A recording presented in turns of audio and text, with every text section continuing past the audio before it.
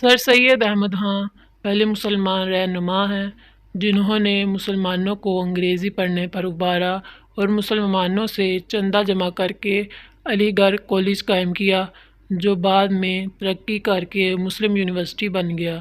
سر سید احمد خان دہلی کے ایک شریف گھرانے میں پیدا ہوئے تھے۔ ان کے والد خاصے امیر آدمی تھے۔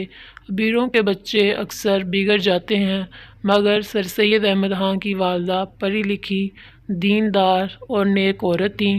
وہ اولاد کی تربیت کا بہت خیال رکھتی تھیں۔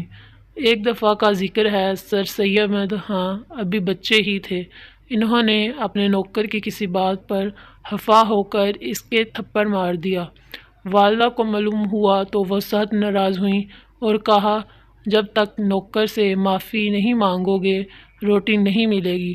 سر سید احمد خان اپنی خالہ کے ہاں چلے گئے اور 2 روز تک وہیں رہے۔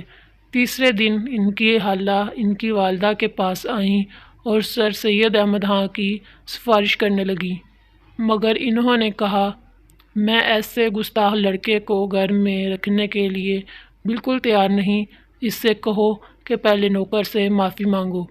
خالہ نے بڑی سفارشیں کی مگر سر سید احمد خان کی والدہ اپنی بات پر اڑی رہیں۔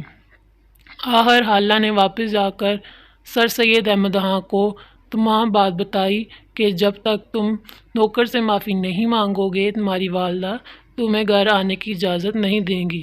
سر سید احمد خان نے جب یہ دیکھا کہ گھر واپس جانے کی اور کوئی صورت نہیں تو انہوں نے نوکر سے معافی مانگ لی، تب والدہ نے انہیں گھر آنے دیا۔ سر سید احمد خان اپنی والدہ کی اس بات کو زندگی بھر نہیں بھولے۔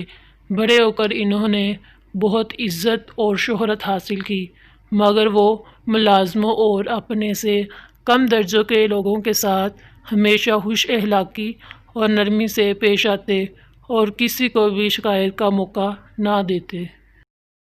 اس طرح کی اور اچھی ویڈیوز حاصل کرنے کے لیے ہمارے چینل کو سبسکرائب کرنا مت بھولیں۔